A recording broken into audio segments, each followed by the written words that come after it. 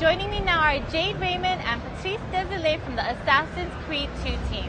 What we did was we went to the community and asked them, what do you want to know about Assassin's Creed 2? And let's see what Jade and Patrice say. So first up is an appropriate question from BDog923 from the UK. Now, Assassins 1 sold a zillion copies, but now what's going to happen? Will there be more missions, a wider variety in the structure and the storyline? I think I can jump in on this one. And in AC1, there was roughly between 5 and 6 different mission types. And this time around in Assassin's Creed 2, there'll be roughly 14, 15, 16 different mission types. And with that, we can construct like bigger ones, because we can start with a escort mission, and then that becomes a chase mission, and we finish into an assassination mission, and you put that together and creates a different entirely mission. And we got rid of the entire structure of the first game, where we had the investigation part and then you had the assassination parts. That's gone. Now the world is open with mission givers and people you meet, and they will give you mission to go to. We roughly right now have around 200 different missions in the entire game. 100 for the main path, the main narrative, and 100 for the side quests and side missions. So I guess it's like totally different and way bigger than AC1.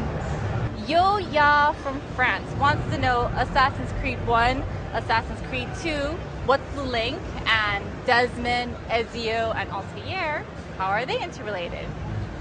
Well, this is actually a really interesting question, because we've made the link and really explained that whole backstory in the PSP game. So we're making a PSP game which continues Altair's adventures, and in it you will understand, if you play that game, you'll understand the link that happens in Assassin's Creed 2 on the PS3, Xbox 360, and PC version. There's of course Desmond Miles, like you said. He's the guy who's going to be there in every Assassin's Creed game, and you're playing a different ancestor of his. This time the ancestor is called Ezio, living during the Italian Renaissance. A different guy, but some of the same traits, and you're going to find out some links between them in Assassin's Creed 2, but also the source of where Ezio comes from in the PSP game.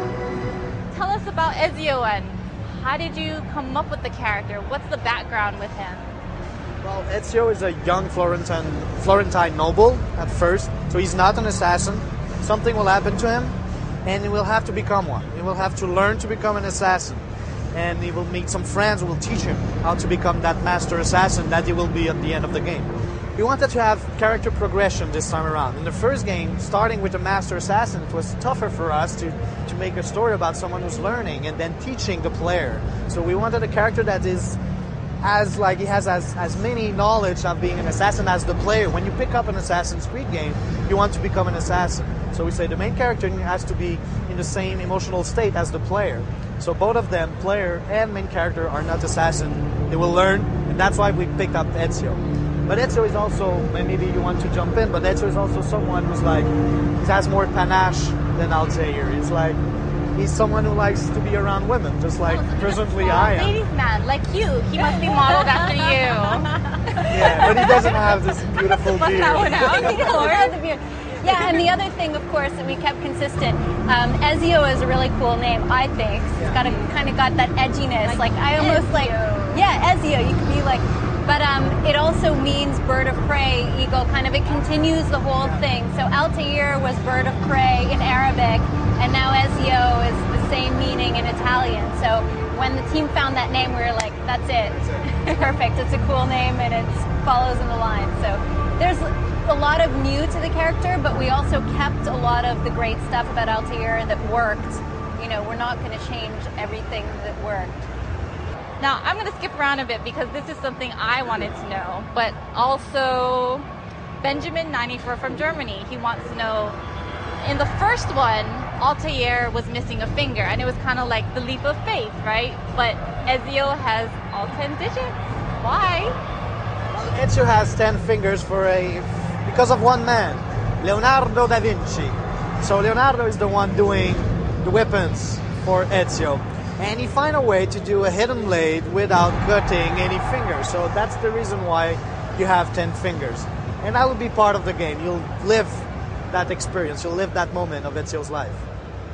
So that's it. I mean, it's like as simple as that. Like when you have the best, most intelligent man on earth, and you can do a hidden blade without cutting any finger. What would we have done with Assassin's Creed 10? He would have had no fingers. Who wants to be an assassin with no fingers? I can climb. I can climb. 15th century Italy is where it's at to be an assassin. You get all 10 fingers. You get to keep them.